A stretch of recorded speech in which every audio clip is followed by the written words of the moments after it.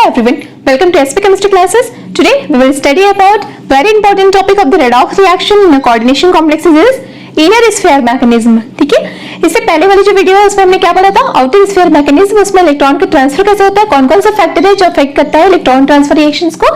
फिर इससे पहले वाली जो वीडियोस है उसमें भी हमने पढ़ा था coordination related reaction mechanism is hydrolysis reaction of the coordination complexes, किसमें एसिडिक मीडियम में, बेसिक मीडियम में एंड न्यूट्रल मीडियम में कंपैरेटिवली स्टडी करा था। आज की वीडियो में भी हम कॉन्सेप्ट्स के साथ में स्टडी करेंगे। ये एक्चुअली बहुत कॉम्प्लिकेटेड वो है और नो डाउट इससे क्वेश्चन में बहुत ज्यादा कंफ्यूजन भी होता है, हमें तो समझ ही नहीं आता कि ये आउटर स्फीयर मैकेनिज्म है या इनर स्फीयर मैकेनिज्म है, तो वहां पे हम क्वेश्चन को छोड़ देते हैं। पर क्योंकि इसके क्वेश्चन पूरे 4 नंबर्स में ही आते हैं CSIR नेट में, तो ये इंपॉर्टेंस रखता है। ठीक है, अगर विद इन सेकंड आपके क्वेश्चन हो रहे हैं ट्रिक के बाद, एक बार समझ लो अच्छे से, फिर तो ट्रिक मिल ही जाएगा, और ट्रिक के बाद 4 नंबर्स आपको गेन हो रहा है 2-3 मिनट्स में ही, तो क्या प्रॉब्लम है। ठीक, तो इसको पढ़ो, अच्छे से पढ़ो, मैं बिल्कुल डिटेल में समझाऊंगी और लास्ट में ट्रिक्स भी दूंगी। वीडियो को लास्ट तक देखना, लास्ट में ट्रिक्स मिलेगा आपको कि कैसे हम ट्रिक से देखते ही बता सकते हैं कि ये इनर स्फीयर है, आउटर स्फीयर है, किसमें फास्टर रिएक्शन होगा, किसमें स्लोअर, कब इलेक्ट्रॉन का ट्रांसफर होगा, कब लिगेंड का ट्रांसफर नहीं होगा, वो सारा चीजें हमको पढ़नी है। ठीक, स्टार्ट करिए भाई। First outer inner sphere mechanism, तो पहले आपने देखा था आउटर स्फीयर मैकेनिज्म में क्या होता था, इलेक्ट्रॉन का ट्रांसफर होता था। बिल्कुल वैसे ही यहाँ पे भी ये एक रेडॉक्स रिएक्शन है। रेडॉक्स रिएक्शन है मतलब साइमल्टेनियसली यहाँ पे एक कॉम्प्लेक्सेस का ऑक्सीडेशन होता है, दूसरे कॉम्प्लेक्सेस का रिडक्शन होता है। तो इनर स्फीयर मैकेनिज्म भी एक टाइप का रेडॉक्स रिएक्शन है कोऑर्डिनेशन कॉम्प्लेक्सेस का, जिनमें one complexes are reduced and other complexes are oxidised in the same time. But यहाँ पे जो रिएक्शंस होते हैं वो इनर स्फीयर के अंदर होते हैं, मतलब यहाँ पे रिएक्शंस में कोई टनलिंग नहीं होता, यहाँ पे बिल्कुल बॉन्ड फॉर्मेशन होता है। बॉन्ड कैसा फॉर्मेशन होता है, metal to ligand to metal. यहाँ पे जो लिगेंड है उसका इंपॉर्टेंट रोल हो जाता है। ठीक, वन बाय वन मैंने कुछ स्टेटमेंट रख रखे हैं। इसमें सबसे पहला है कि this types of the substitution reaction, जिसमें ऑक्सीडेंट एंड रिडक्टेंट जो है वो लिंक्ड होते हैं, एक दूसरे से लिंक्ड होते हैं बाय द ब्रीजिंग लिगेंड। अब कौन कौन सा लिगेंड है जो as a bridging ligand work करता है, आया होगा ब्रेन में क्वेश्चन, तो कौन कौन सा लिगेंड है जो एज ए ब्रीज वर्क करेगा वो मैं आपको बताऊंगी थोड़ी देर में। ठीक है, स्टार्ट करिए मैं अभी सेकंड पॉइंट्स। यहाँ पे क्या होता है, ब्रीजिंग लिगेंड से दो मेटल जो होते हैं वो एक दूसरे से कनेक्टेड होते हैं, वहां पे ब्रीज लिगेंड का इंपॉर्टेंट रोल होता है। फिर ये जो है वो एक्चुअल ट्रांसफर है इलेक्ट्रॉन का, और ट्रांसफर कैसा होता है इलेक्ट्रॉन का, कोई टनलिंग वनलिंग नहीं होता। यहाँ पे जो इलेक्ट्रॉन का ट्रांसफर है वो डायरेक्ट बॉन्ड फॉर्मेशन से होता है, बॉन्ड का फॉर्मेशन होगा, वहां से इलेक्ट्रॉन ट्रांसफर होगा। इनफैक्ट इलेक्ट्रॉन ट्रांसफर के साथ साथ कुछ केसेस में यहाँ पे लिगेंड का भी ट्रांसफर हो जाता है। क्लियर है इतना? तो ligand transfer is also involve in this reaction is spin allowed and Laporte forbidden. Spin allowed मतलब स्पिन मल्टीप्लिसिटी जो है वो सेम ही रहेगी, जैसे कि मैंने आउटर स्फीयर में पूरा एक्सप्लेन किया था आपको कि क्या होता है स्पिन अलाउड। तो स्पिन अलाउड का एक बार आउटर स्फीयर में देख लेना है ना कि कब होता है स्पिन अलाउड। तो ये भी रिएक्शन में स्पिन अलाउड है जी, लैपोर्टे फॉरबिटन में चलेगा। लैपोर्टे फॉरबिटन क्या, लैपोर्टे बोलता था कि एक से दूसरे स्टेट में जाना चाहिए, मतलब S से D में जा सकता है इलेक्ट्रॉन्स, P से D में जा सकता है, D से F में जा सकता है, सेम में नहीं जाता, पर यहाँ पे DD ट्रांजिशन होता है, तो वो एक फॉरबिडन है।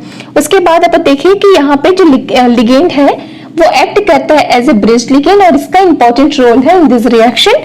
आफ्टर दैट यहाँ पे हम किसी भी कॉम्प्लेक्सेस की लेबिलिटी एंड इनर्टनेस को भी जज करते हैं कि कौन सा कॉम्प्लेक्स लेबाइल है, कौन सा कॉम्प्लेक्स इनर्ट है।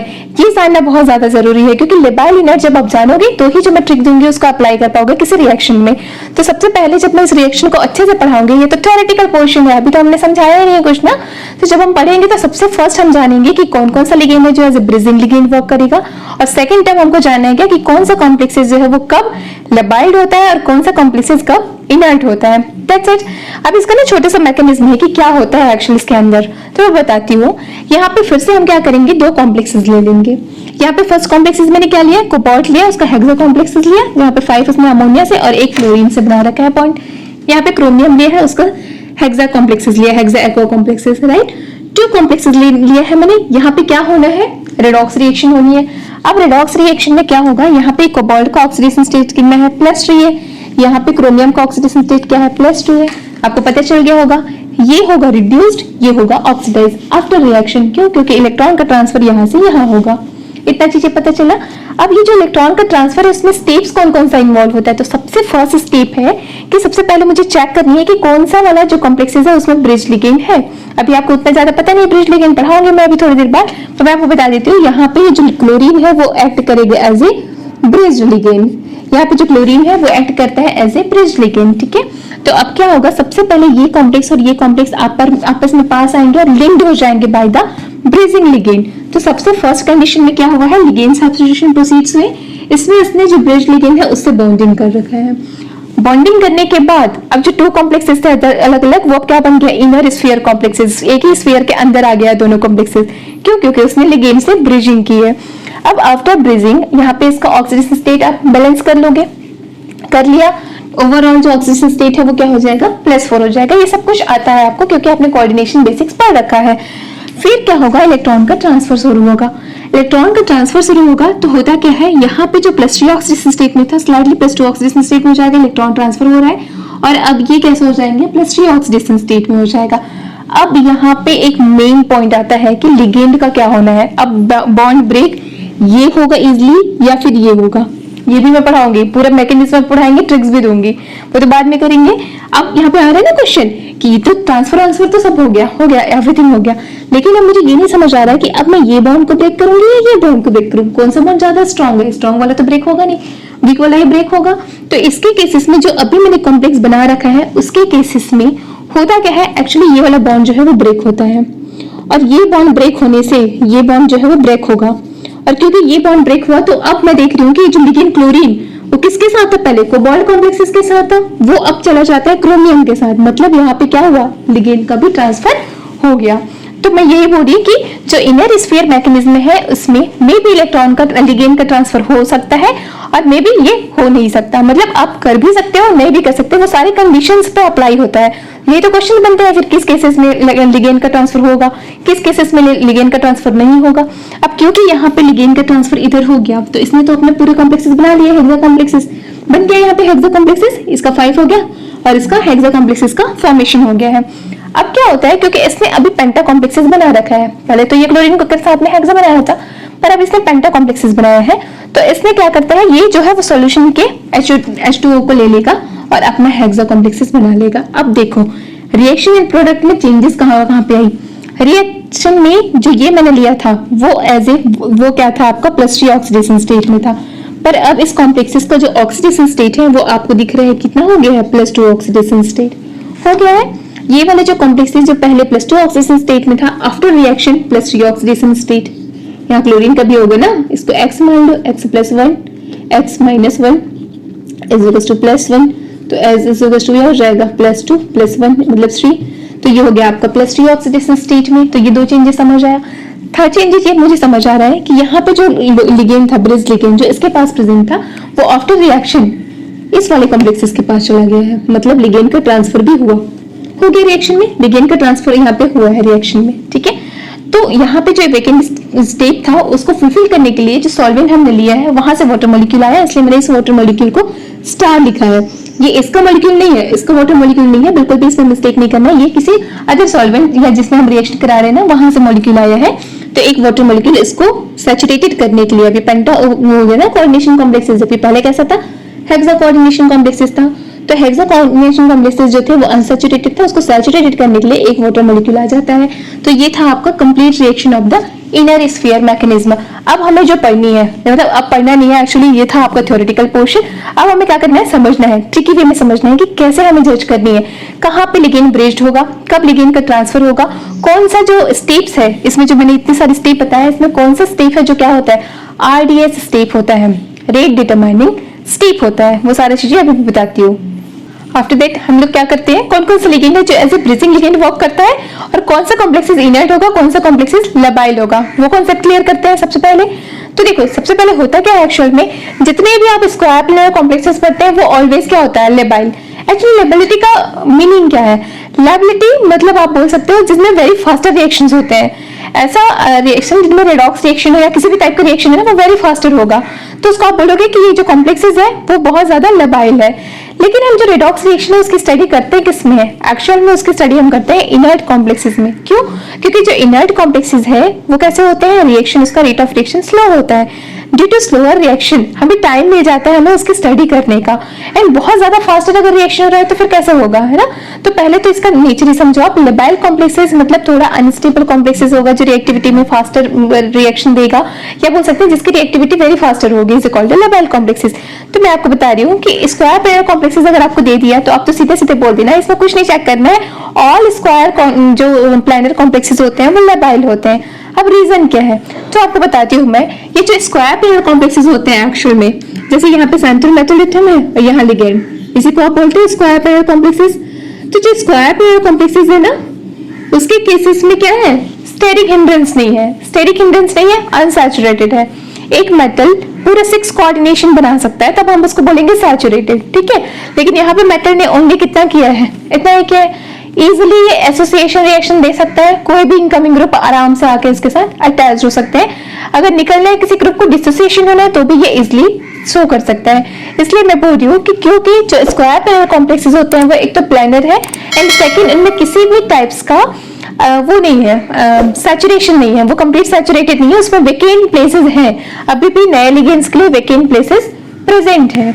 यहाँ पे है ना, देखो ये वेकेंट प्लेसेस है, ये वेकेंट प्लेसेस है, तो वेकेंट प्लेसेस में प्रेजेंट होता है। साथ ही no have any steric hindrance, ये क्या करते हैं, वेरी फास्टर रिएक्टिविटी शो करते हैं। तो हम बोलेंगे कि स्क्वायर पेयर कॉम्प्लेक्सेस कैसा होता है, ऑलवेज लेबाइल नेचर। अब प्रॉब्लम आती है कहाँ पे, ऑक्टाहेड्रल कॉम्प्लेक्सेस में। तो जो ऑक्टाहेड्रल कॉम्प्लेक्सेस में उसमें पढ़ते हैं कि कब वो लेबाइल होगा, कब ये इनर्ट होगा। ये ना सिर्फ रेडॉक्स रिएक्शन का क्वेश्चन नहीं है, ये अपने आप में भी आता है कि कैसे होता है करके। तो मैं बताती हूँ कि जो ऑक्टाहेड्रल कॉम्प्लेक्सेस हैं, बेसिकली ऑक्टाहेड्रल कॉम्प्लेक्सेस में प्रॉब्लम क्यों आ रही है, कैसे वो इनर्ट हो सकता है।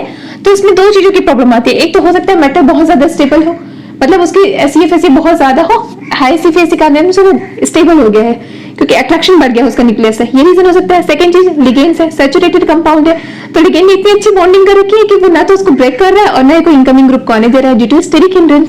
इसलिए यहाँ पे जरूरत पड़ती है मुझे लेबिलिटी एंड इनर्टनेस चेक करने की। स्टार्ट करती हूँ मैं। ऑक्टाहेड्रल कॉम्प्लेक्सेस है तो उसमें मुझे सबसे पहले चेक करनी है कि ये जो ऑक्टाहेड्रल कॉम्प्लेक्सेस है वो नॉन ट्रांजिशन मेटल कंपाउंड्स का है या ट्रांजिशन मेटल कॉम्प्लेक्सेस का है। अब ट्रांजिशन मेटल कॉम्प्लेक्सेस बोलना और नॉन ट्रांजिशन मेटल कॉम्प्लेक्सेस बोलना, क्यों बोल रही हूँ मैं ऐसा, तो बहुत सारे ऑक्टाहेड्रल कॉम्प्लेक्सेस है जो नॉन ट्रांजिशन मेटल से भी बनते हैं, है ना। जैसे जिंक को आप क्या लेते हो, कैसे कंसीडर करते हो, as a non transition metal complexes. क्यों, क्योंकि जिंक में डी जो है वो पूरे भरे होते हैं, तो अब हम उसको कैसे कंसीडर करते हैं, non transition metal complexes as a वैसे कंसीडर करेंगे, ठीक है। इसके अलावा और भी बहुत सारे कॉम्प्लेक्सेस हैं, जैसे आपने सोडियम का कॉम्प्लेक्सेस ले लो तो वो भी क्या होगा, नॉन ट्रांजिशन मेटल कॉम्प्लेक्सेस होंगे क्योंकि वो एस ब्लॉक से बिलोंग करते हैं। तो एस ब्लॉक वाले जो कॉम्प्लेक्सेस हैं मेटल के कॉम्प्लेक्सेस, एंड जो जिंक है, जिंक कैडमियम मरकरी वाले, वो सारे कैसे बिहेव करते हैं, नॉन ट्रांजिशन मेटल कॉम्प्लेक्सेस की जैसा। अब जो ट्रांजिशन मेटल कॉम्प्लेक्सेस है उसमें कंपेयर करेंगे। पहले इसी का देख लेते हैं। इसके केसेस में कुछ नहीं करना है आपको, ओनली ऑक्सीडेशन स्टेट चेक करनी है। ऑक्सीडेशन स्टेट चेक करना है किसका, मेटल का। मेटल का oxidation state greater than 3, greater than और इक्वल 3 से ज्यादा है ऑक्सीडेशन स्टेट, मतलब वो कैसा हो जाएगा, वो कंपाउंड इनर्ट हो जाएगा। अब इसका रीजन क्या है, क्योंकि जैसे जैसे ऑक्सीडेशन स्टेट बढ़ते जाता है वैसे वैसे मेटल की साइज छोटे होते जाती है, छोटा होगा स्टेबल होगा, अट्रैक्शन ज्यादा रहेगा न्यूक्लियस से। दैट इज द रीजन कि नॉन ट्रांजिशन मेटल एलिमेंट्स है उसमें हम हमेशा क्या देख लेते हैं, ऑक्सीडेशन स्टेट देखते हैं। ऑक्सीडेशन स्टेट के बेसिस पे मैं बता सकती हूँ कि कौन सा कॉम्प्लेक्सेस जो है वो लेबाइल होगा और कौन सा कॉम्प्लेक्सेस जो कैसा होगा, इनर्ट होगा। इतना समझ आ गया। कौन कौन सा है इसमें, जैसे एग्जांपल ले लेते हैं ना, जिंक का कॉम्प्लेक्सेस लिया, जिंक, कैडमियम एंड मरकरी का कॉम्प्लेक्सेस ले लिया। तो ये सारे जो कॉम्प्लेक्सेस हैं वो कैसे होंगे, इसी के बेस पे देखेंगे ऑक्सीडेशन स्टेट वगैरह चेक करके। लेकिन यहाँ पे एक चीज और देखने लायक है, क्या, इनर्टनेस कैसे होगी, ग्रुप में कैसा होगा। तो ऑलवेज आप लिख लो कि जो इनर्टनेस होती है वो down the group, zinc, cadmium, mercury, down the group inertness बढ़ता है, मतलब यहां से यहां जाने से इनर्टनेस ऑलवेज क्या होगा, इंक्रीजेस होगा। That is clear. अब हमें देखना क्या है, जो हमें मेन पढ़नी है अभी कोऑर्डिनेशन कॉम्प्लेक्सेस में, और वो क्या है आपका transition metal complexes, octahedral complexes. इसमें सीधे ट्रिक से याद करो। अगर मेरे पास सिस्टम, सीधे सिस्टम से D1 सिस्टम है एंड D2 सिस्टम है, फुल पूरे के पूरे वेकेंट है, फिर बाकी से वो ऑर्बिटल्स, तो ये जो होते हैं वो कैसे होते हैं, हाईली लेबाइल होते हैं।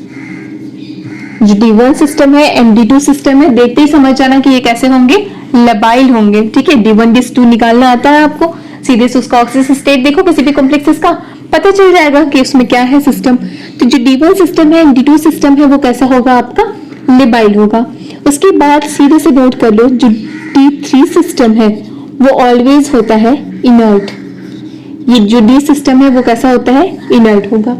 ठीक, अब केसेस आती है क्या, D4 system, D5 system and D6 system.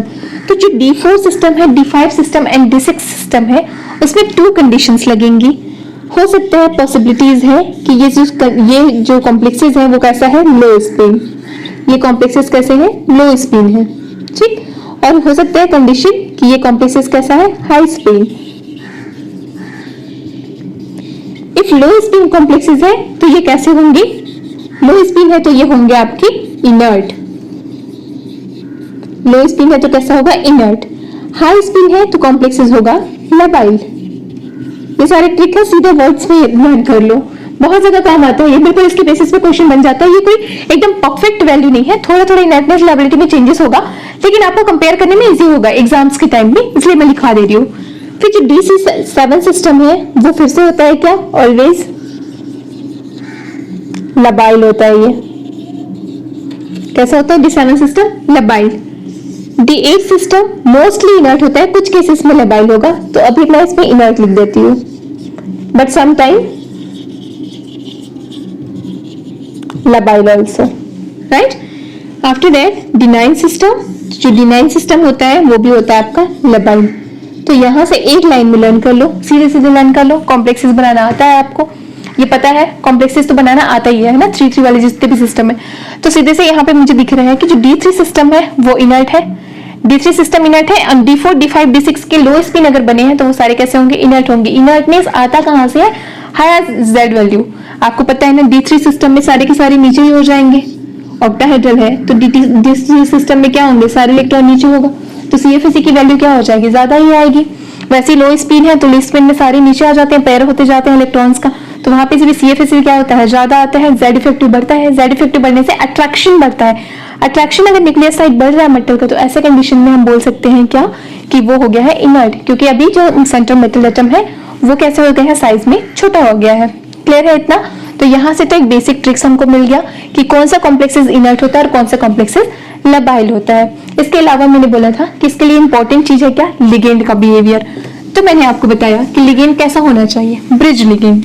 तो उसको देखते हैं कि कौन सा लिगेंड ब्रिज होता है और कौन सा लिगेंड जो है वो लेबाइल होगा, सॉरी ब्रिज होता है, किसको हम यूज नहीं करते एज ए ब्रिजिंग लिगेंड। दो इसमें इंपॉर्टेंट है इनर कॉम्प्लेक्सेस को समझने के लिए, डिटेल में समझना है इसको।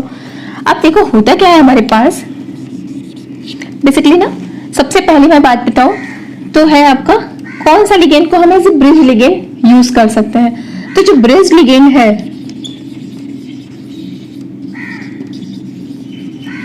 कौन कौन सा लिगेंड है जिसको as a bridge ligand use कर सकते हैं, तो उसकी कंडीशन है, फर्स्ट तो उसमें क्या होना चाहिए, लोन पेयर्स प्रेजेंट होना चाहिए।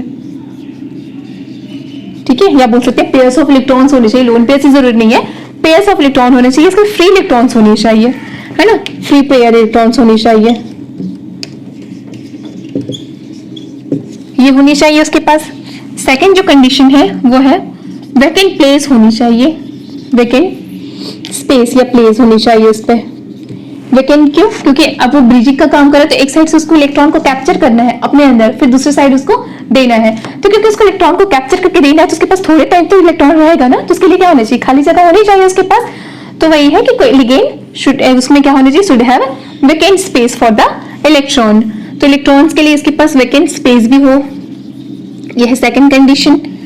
अब इसमें कौन कौन सा है जो फुलफिल होता है इस कंडीशंस को। तो सबसे पहले मैं आपको एग्जांपल दे दूं, सारे हमारे हेलोजन ग्रुप नेगेटिव चार्ज के साथ, फ्लोरीन है, क्लोरीन है, ब्रोमीन, आयोडीन, ये सारे act as a what, bridging ligand. ये सारे बिहेव करता है ब्रिजिंग लिगेंड के जैसा।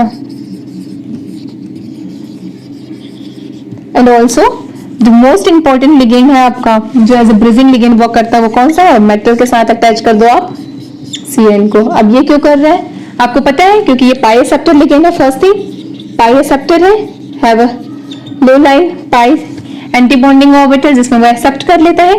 तो तो क्योंकि पाई इलेक्ट्रॉन है, पाई एक्सेप्टर है, साथ ही इसके पास फ्री इलेक्ट्रॉन भी है, सारे पाई बॉन्ड्स पे इलेक्ट्रॉन है, इसको डोनेट भी कर सकते हैं। तो यही रीजन है कि जो मल्टीपल बॉन्ड्स वाले हैं ना, वो सारे कैसे वर्क करेंगे, एज ए ब्रिजिंग लिगेंड ये बिहेव कर सकते हैं। इसके साथ ही मैंने ये ऑर्डर लिख दिया है अभी से ना, तो ये ऑर्डर क्या लिखा है, इसका रीजन है कि जैसे जैसे ये नीचे जा रहा है तो एक तो साइज बढ़ रहा है, सेकंड पोलराइजेबिलिटी बढ़ रही है। तो जैसे जैसे किसी लिगेंड्स की पोलराइजेबिलिटी बढ़ती है वैसे वैसे उसका ब्रिजिंग नेचर जो है वो इंक्रीज होते जाता है। यही रीजन है कि फ्लोरीन से आयोडीन जाते जाते, क्योंकि पोलराइजेबिलिटी आयोडीन नेगेटिव की ज्यादा अच्छी है, तो यहाँ पे जो रेट ऑफ रिएक्शन है, या बोल सकते हैं कि ब्रिजिंग वाला जो बिहेवियर है वो यहाँ से यहाँ क्या होगा, इंक्रीज होते जाएगा।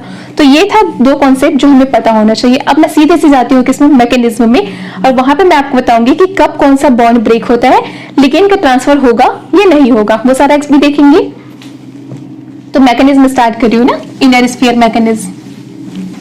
Then the mechanism of inner sphere electron transfer. Then what is the mechanism, कैसे हम इसे समझते हैं, ठीक है। तो सबसे पहले मैंने क्या किया है, दो सबस्ट्रेट ले लिया, रिएक्टेंट लिया, उसमें एक क्या है, ऑक्सीडेंट है, दूसरा क्या है, रिडक्टेंट है। तो जैसे मैंने फर्स्ट स्टेप में पढ़ाया था कि ऑक्सीडेंट एंड रिडक्टेंट जो है वो सबसे पहले क्या होते हैं, आपस में मिलते हैं और थ्रू द ब्रीजिंग लिगेंड्स को ब्रीच करके, लिगेंड को ब्रीच करके क्या कर लेते हैं, एक इनर कॉम्प्लेक्स का फॉर्मेशन करते हैं। ये होता है आपका फर्स्ट स्टेप। तो सबसे पहले तो मुझे बताओ कि कौन सा है जो ऑक्सीडेंट के जैसा बिहेव कर रहा है और कौन सा रिडक्टेंट के जैसा बिहेव कर रहा है। ऑब्वियस यहाँ पे ऑक्सीडेशन स्टेट ज्यादा है, मतलब ये इलेक्ट्रॉन को देगा और इसको क्या करेगा, मतलब ये जो है वो एज ए कैसा वर्क करेगा, रिड्यूसिंग एजेंट, क्योंकि दूसरे को क्या करेगा, आफ्टर रिएक्शन ऑक्सीडाइजिंग करेगा। तो ये अभी बिहेव कर रहे हैं एज ए रिड्यूसिंग एजेंट, मतलब रिडक्टेंट के जैसा, और ये ऑक्सीडेंट के जैसा भी बिहेव कर रहा है। अब दोनों आपस में पास आएंगे और पास आके through the bridge ligand combine हो जाएंगे। तो पहले तो देख लो ब्रिज लिगेंड कौन सा है, तो सीधे से मैं भी लिख दे रही हूँ यहाँ पे, डैश को ब्रिज होना चाहिए, ऑलराइट।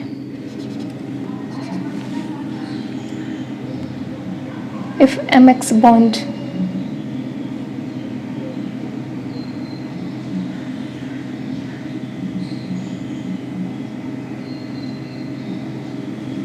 ये सारे डैश होगा, ठीक है, तो ज्यादा इजी समझ आएगा आपको। स्टार्ट कर रही हूं मैं। सबसे पहले क्या हुआ, दोनों जो ऑक्सीडेंट एंड रिडक्टेंट है वो फ्यूज हुए, पास आए और पास आके थ्रू द ब्रीजिंग लिगेंड, ये वाला जो लिगेंड है वो है आपका कैसा, सब्स्टिट्यूटेड लिगेंड।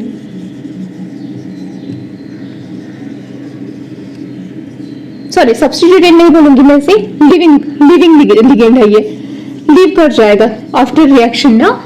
ये जो लिगेंड है वो है हमारा कैसा, ब्रिजिंग लिगेंड। अब चेक करने चाहिए जाएगा आपको कि कौन सा कॉम्प्लेक्स इसमें ब्रिज लिगेंड है।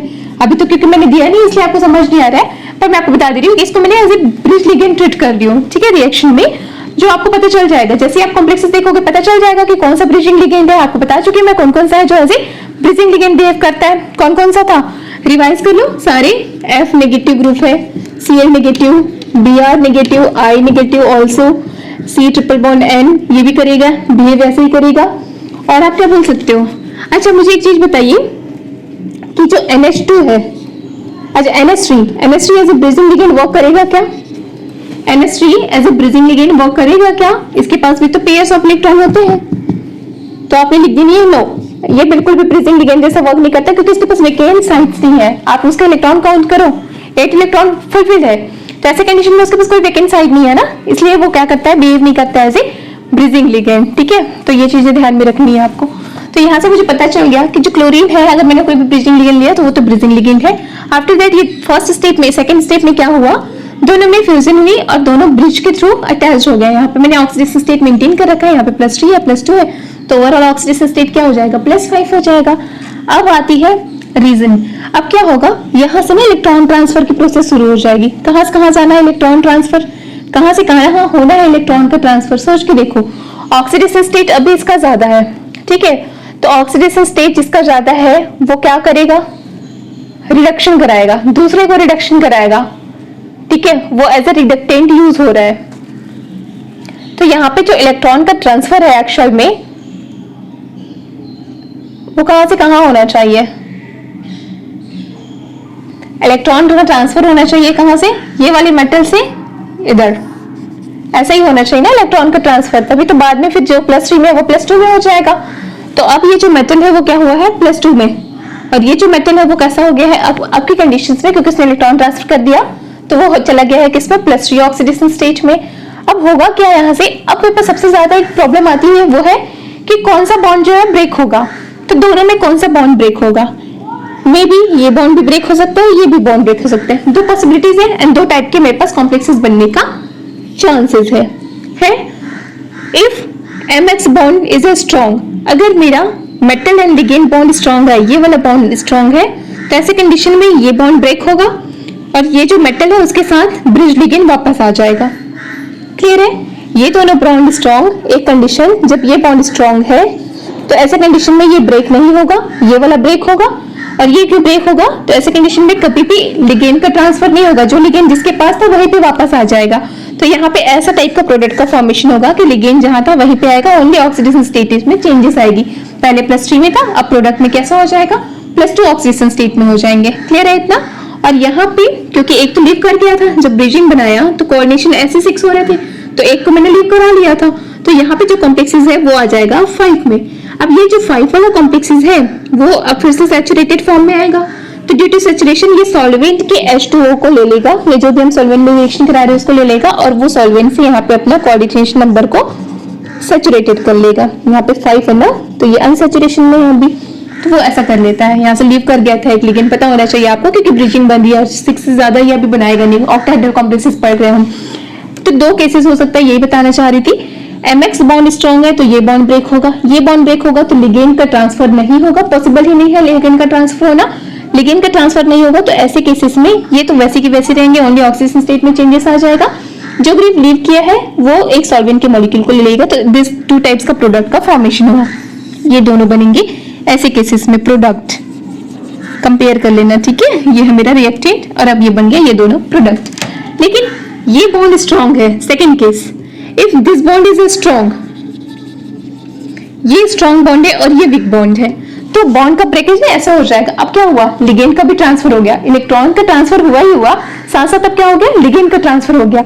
जैसे ही लिगेंड का ट्रांसफर हुआ, ये वाला जो मॉलिक्यूल था, ये कॉम्प्लेक्सेस था, उसमें चला गया मेरा लिगेंड, जो ब्रिज लिगेंड है उसमें चला गया, तो इसने तो अपना कोऑर्डिनेशन नंबर कंप्लीट कर रखा है।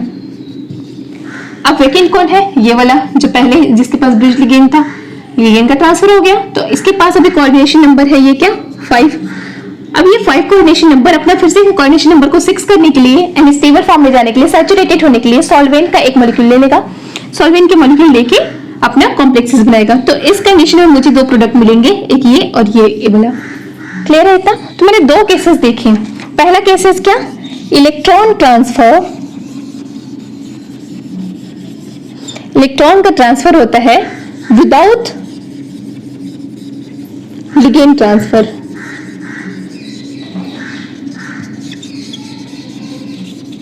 This is the case first, right. और इस केसेस में क्या होता है, electron transfer with ligand, ligand transfer. अब ना क्वेश्चन में पूछता कैसे है कि 2 कॉम्प्लेक्सेस देगा आपको, फिर पूछेगा कि कब लिगेंड का ट्रांसफर होगा, किस कंडीशन में नहीं होगा, फिर ये भी पूछता है कि रेट डिटरमाइनिंग स्टेप कौन सा है। ठीक है, एक क्वेश्चन ये भी आता है कि which one is a rate determining step. तो क्या होता है एक्चुअल में, जब लिगेंड का ट्रांसफर नहीं होता, लिगेंड का ट्रांसफर नहीं होता, लिगेंड का जब भी ट्रांसफर नहीं हो रहा है उस टाइम जो थर्ड स्टेप है वो रेट डिटरमाइनिंग स्टेप होगा। बार बार सुन लो, लिगेंड का ट्रांसफर नहीं हो रहा, ऐसे केसेस में थर्ड स्टेप जहां बॉन्ड की ब्रेकेज हो रही है वो स्टेप होता है आपका RDS स्टेप। लेकिन जहां लिगेंड का ट्रांसफर हो जाता है तो जो सेकंड स्टेप है ना, जहां इलेक्ट्रॉन का ट्रांसफर हो रहा है, this is the electron transfer step. तो जहां पे इलेक्ट्रॉन का ट्रांसफर हो रहा है ये मेरा होगा क्या, RDS, रेट डिटरमाइनिंग स्टेप होगा। किस कंडीशन में, इस कंडीशन में। अभी समझ आ गया, लिख लो इसको भी, बाद में फिर मिस हो जाएगा। इन दिस केसेस जो सेकंड वाला स्टेप है, second step is a rate determining step. In this cases third step is a rate determining step. तो ये था मैकेनिज्म कि एक्चुअल में हमें क्या क्या देखना होता है, कब लिगेंड का ट्रांसफर होता है, कब लिगेंड का ट्रांसफर नहीं होता। अब मैं सीधे क्वेश्चन में जाती हूँ और क्वेश्चन में हम ना ट्रिक्स यूज करेंगे। कौन सा ट्रिक, लेबाइल एंड इनर्ट वाला। वेट करो,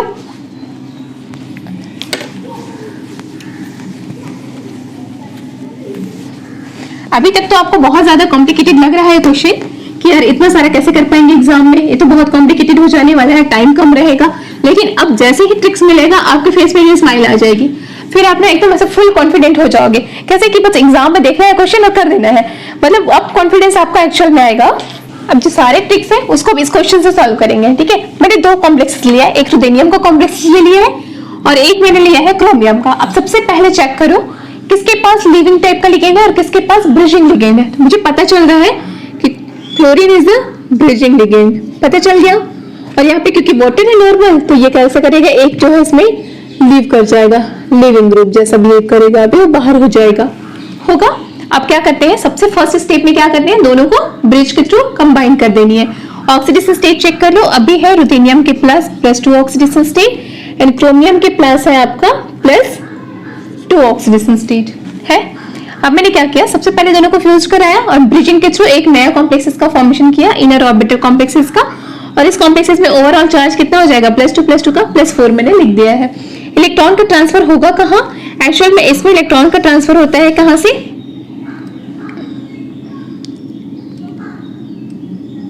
इसमें इलेक्ट्रॉन का ट्रांसफर करना है क्रोमियम से रुथेनियम में। तो after the electron transfer, this is electron transfer step, आपको पता है ना, this is the first step. जब दोनों कंबाइन होंगे सेकंड स्टेप में इलेक्ट्रॉन का ट्रांसफर होगा और थर्ड स्टेप में क्या होता है, बॉन्ड ब्रेक होता है, जिसमें हमें पता चलता है कि लिगेंड का ट्रांसफर होगा या नहीं होगा। लिगेंड ट्रांसफर वाला स्टेप है ये कौन सा है, इलेक्ट्रॉन ट्रांसफर का स्टेप। अब हो क्या रहा है मेरे पास, इलेक्ट्रॉन को ट्रांसफर करा दिया। आफ्टर इलेक्ट्रॉन ट्रांसफर, जब इलेक्ट्रॉन ट्रांसफर होगा अब ये हो जाएगा +1 ऑक्सीडेशन स्टेट में और ये हो जाएंगे आपकी +3 ऑक्सीडेशन स्टेट में। इन दिस केसेस जब मैंने रुथेनियम लिया और क्रोमियम लिया तो यहाँ पे लिगेंड का ट्रांसफर नहीं हुआ। इससे पहले वाले कॉम्प्लेक्सेस में मैंने बताया था 2 पॉसिबिलिटीज है, यहाँ पे लिगेंड का ट्रांसफर नहीं होगा, ये वाला बॉन्ड एक्चुअल में ब्रेक होगा और जो प्रोडक्ट मिलेगा वो इस टाइप के मिलेंगे। यहाँ पे एक तो +1 चार्ज होगा रुथेनियम का और यहाँ पे जो है वो ये 5 वाले आएंगे कॉम्प्लेक्सेस। अब तो देखना ये क्या हो जाएगा, क्रोमियम होगा, वाटर के 5 सॉल्यूशन वाला कॉम्प्लेक्सेस अपना आएगा अलग से, किसमें +3 ऑक्सीडेशन स्टेट में।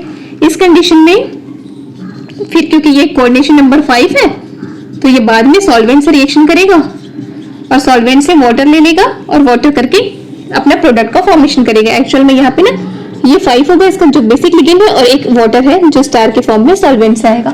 तो ये है मेरा बेसिकली प्रोडक्ट बना। अब मैं ट्रिक्स पे जा रही हूँ कि कैसे मुझे पता चला कि यहाँ पे लिगेंड का ट्रांसफर होगा या नहीं होगा। एकदम सीधा क्लियर कट कॉन्सेप्ट है कि मुझे ना सबसे पहले कॉम्प्लेक्स देखना है। सबसे पहले मिलते ही पेपर में मिलते ही पहले कॉम्प्लेक्स देखना है।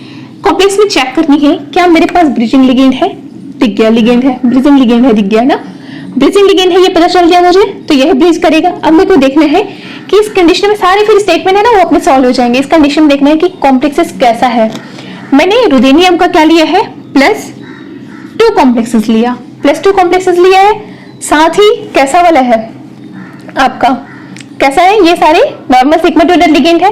इस कंडीशन में अगर ये +2 कॉम्प्लेक्सेस है मतलब ये कौन सा सिस्टम है आपका, D6 सिस्टम है और D6 सिस्टम है। और कैसा है ये, लो स्पिन, कैसा कॉम्प्लेक्सेस है मैंने अभी जो लिया है D6 नहीं होगा, +2 ऑक्सीडेशन स्टेट में है ना, D5 सिस्टम होगा।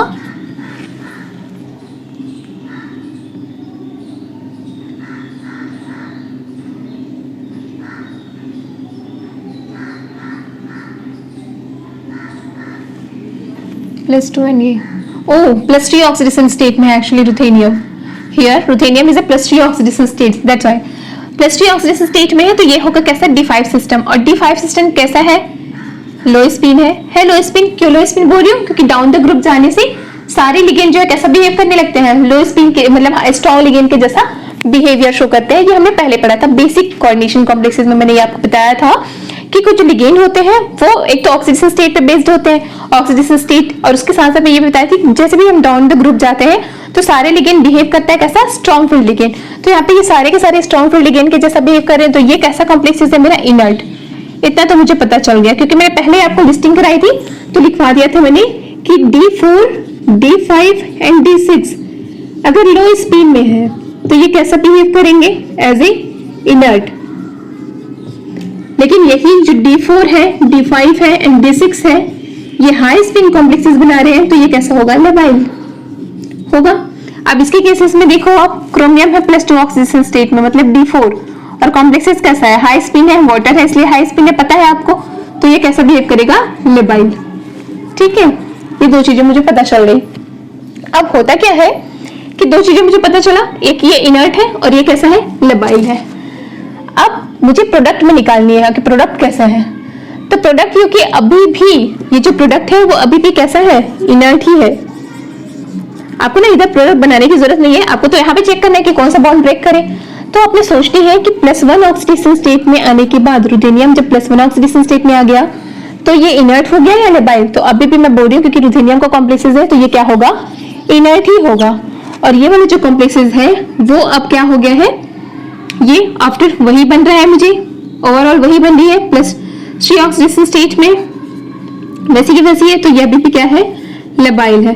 तो ऐसा केसेस जिसमें क्या होगा, रिएक्टेंट इनर्ट था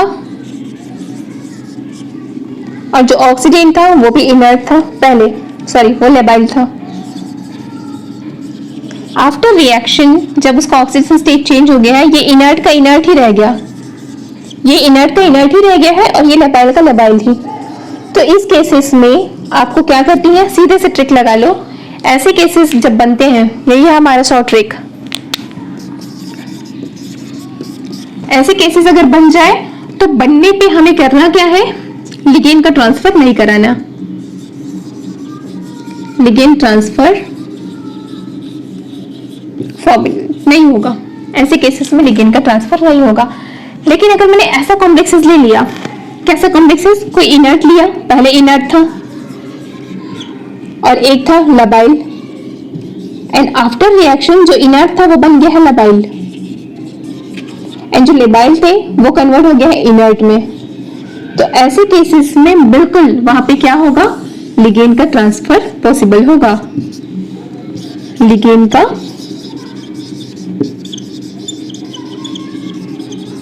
पॉसिबल, लिगेंड का ट्रांसफर क्या हो जाएगा यहाँ पे, इस केसेस में पॉसिबल होगा। कब, जब कॉम्प्लेक्सेस कैसा हो रहा है, इनर्ट से इनर्ट, लेबाइल से लेबाइल। ट्रिक से यूज करते हैं, एक क्वेश्चन लास्ट में और कराती हूँ मैं आपको, जिसमें आप ट्रिक यूज कर लेना, ठीक है, समझ आ जाएगा। क्योंकि मैकेनिज्म में हम फंस गए हैं ना, इसलिए हमें समझ नहीं आ रहा है चीजें।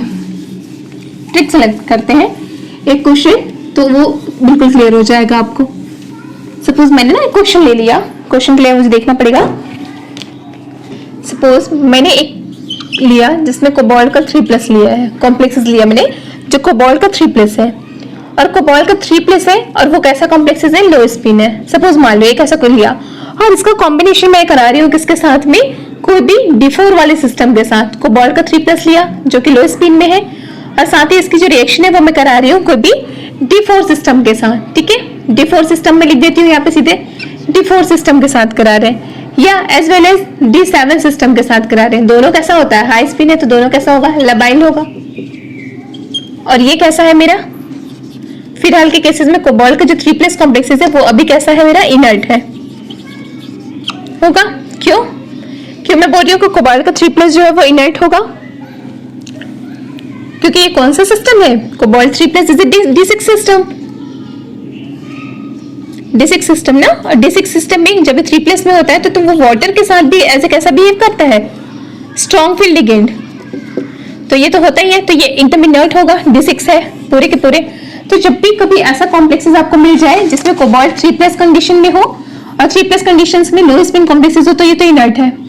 इसकी रिएक्शन आप ना कोई भी D4 सिस्टम से करा दो या D7 सिस्टम से करा दो, जो दोनों लेबाइल होते हैं। अब रिएक्शन के बाद क्या होगा, रिएक्शन के बाद जैसे ही इलेक्ट्रॉन ट्रांसफर होगा, कोबाल्ट तो आ जाएगा आपका +2 में, और कोबाल्ट जैसे ही +2 में आया तो कौन सा सिस्टम में चेंज हो गया, ये D7 सिस्टम। और आपको ये पता है कि D7 सिस्टम जो कि हाई स्पिन है या जो भी हो, ये कैसा होता है, ऑलवेज लेबाइल होता है। देखते ही मुझे पता चल रहा है कि क्या होगा, वहां पे लिगेंड का ट्रांसफर कराऊंगी कि नहीं कराऊंगी, है ना। यहाँ पे जैसे D4 लिया है मैंने, तो आफ्टर रिएक्शन ये क्या हो जाएंगे, D3 में कन्वर्ट हो जाएंगे, मतलब ये इनर्ट हो जाएगा। तुरंत क्विकली दिमाग लगानी है ना।